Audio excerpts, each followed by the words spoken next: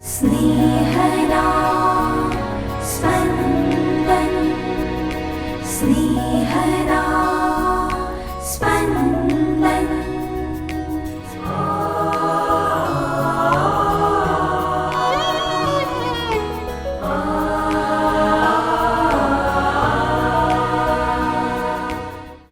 તપઋતુના બીજા અઠવાડિયાનો ગુરુવાર. પ્રભુ દ્વારા આપણને મળેલ વિવિધ કૃપાઓ દ્વારા અન્યોને મદદરૂપ બનતા રહીએ તેવી પ્રભુ પાસે ખાસ કૃપા યાચીએ. સાંભળીએ સંત લુકકૃત શુભ સંદેશના 16મા અધ્યાયના વચનો 19-31. એક શ્રીમંત હતો. તે મખમલના વસ્ત્રો અને ઝીણામાં ઝીણી મલમલ પહેરતો અને રોજ ભારે દબદબાથી જાફત ઉડાવતો. તેના આંગણામાં લાઝરસ નામે એક ગરીબ માણસ પડી રહ્યો હતો. તેને આખે શરીરે ઘારા પડેલા હતા. એ શ્રીમંતના ભાણામાંથી પડેલી એંઠવાડથી પેટ ભરવા તે તલસતો હતો. કૂતરાઓ સુદ્ધા આવીને તેના ઘારા ચાટી જતા હતા. હવે બન્યું એવું કે એ ગરીબ માણસ મરી ગયો અને દેવદૂતો તેને અબ્રાહમ પાસે લઈ ગયા. પેલો શ્રીમંત પણ મરી ગયો અને તેને દફનાવવામાં આવ્યો. નરકમાં ઘોર યાતના વેઠતાં વેઠતાં ઊંચે જોયું તો તેણે દૂર અબ્રાહમને અને તેમની પાસે લાઝરસને જોયો. તે મોટેથી બોલી ઉઠ્યો, પિતા અબ્રાહમ, મારા ઉપર દયા લાવો અને લાઝરસને મોકલો કે તે પોતાની આંગળીનું ટેરવું પાણીમાં બોળીને મારી જીભને ઠારે, કારણ હું આ જ્વાળામાં રીબાઈ રહ્યો છું. પણ અબ્રાહમે કહ્યું, બેટા, જીવનમાં તને સુખ જ સુખ મળ્યા હતા, તેમ લાઝરસને દુઃખ જ દુઃખ મળ્યા હતા. તે તું યાદ કર. હવે અહીં તેને સાંત્વન મળે છે અને તું રીબાય છે. એ ઉપરાંત તારી અને અમારી વચ્ચે એક મોટી ખાઈ રહેલી છે, જેથી અમારી બાજુએથી કોઈ તારી બાજુ આવવા ઈચ્છે તો ન આવી શકે, અથવા તારી બાજુએથી કોઈ અમારી બાજુ આવવા ઈચ્છે તો ઓળંગી ન શકે. ત્યારે તેણે કહ્યું, તો પિતાજી, તમે એને મારા બાપને ત્યાં મોકલો. મારે 5 ભાઈઓ છે.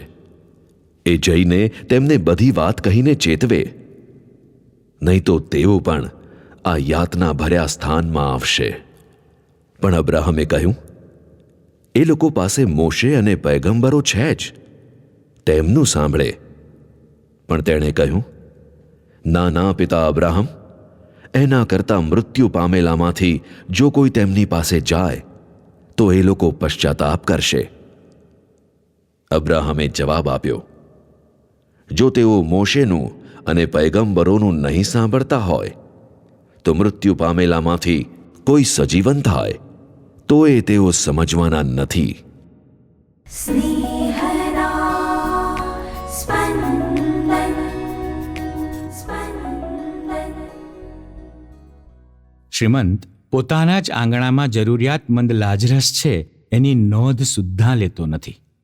શ્રીમંત પાસે મદદરૂપ થવાની સગવડ છે, પણ તેનું હૃદય સંવેદનશીલ નથી. લાઝરસની દયનીય સ્થિતિ પ્રત્યે આ શ્રીમંત ઉદાસીન અથવા ઇન્ડિફરન્ટ છે.